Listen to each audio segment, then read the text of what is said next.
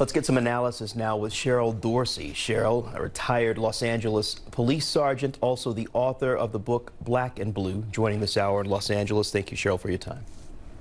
Thank you for having me.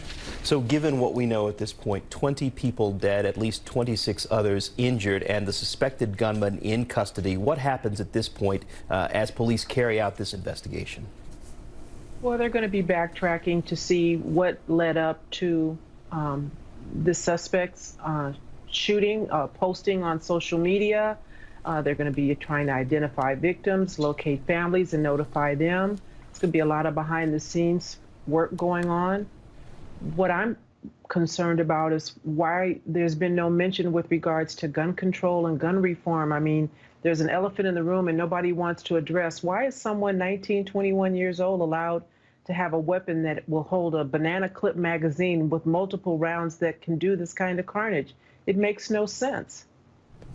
This appears to be a hate crime. Investigators are trying to determine as well whether the suspect that they have in custody, whether he posted a manifesto to an online chat board. And if this turns out to be true, it would appear the gunman wanted people to know the reasons, the motivations for carrying out such an attack, which exactly would be what police are looking for, I would surmise, in motivation. Well, he was very deliberate and he was very determined. I mean, it's been reported that he drove 600 miles, 6 or 7 hours from Allen, Texas to El Paso, Texas. He picked this particular location with some specificity based on the types of customers that would be in that Walmart.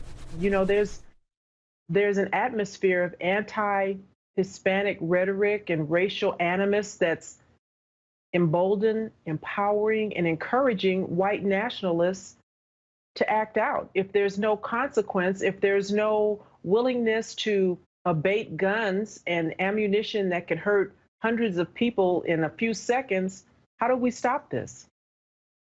You do point out this touches on several things. Touches on gun control. It touches on immigration as well. It's definitely, it is a tragedy to say the very least. To your point, we believe the suspect came from outside of El Paso to carry out this attack, then surrendered to police without a shot. What does that tell you about the suspect's mindset?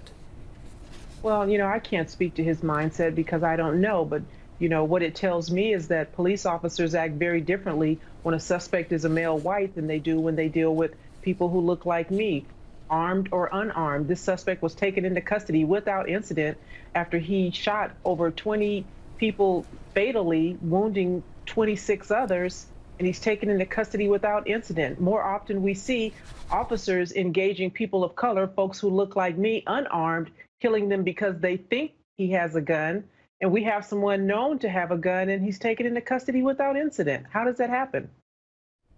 There is a lot of talk about that on social media right now, and I think that certainly is a conversation about people, you know, that look like us, that are having that conversation. Thank you again for your time. Thank you.